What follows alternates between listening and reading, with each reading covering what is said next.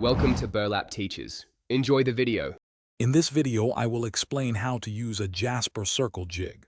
First, attach the jig to your router base, making sure it's centered and secure. Next, install your chosen router bit into the router's collet and tighten it firmly. Finally, accurately measure and mark the exact center point on your workpiece where you want the circle to be cut. This precise setup is crucial for achieving perfect results.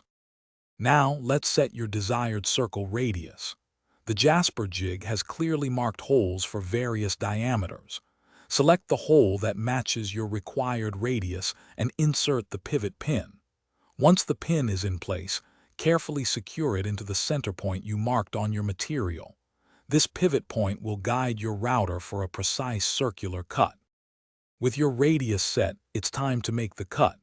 Adjust your router's depth for a shallow first pass.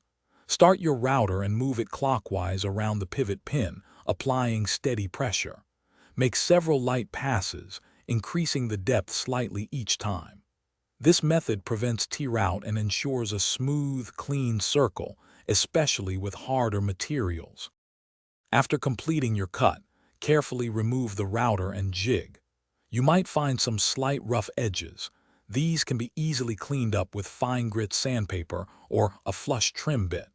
Remember to always prioritize safety by wearing appropriate eye and ear protection.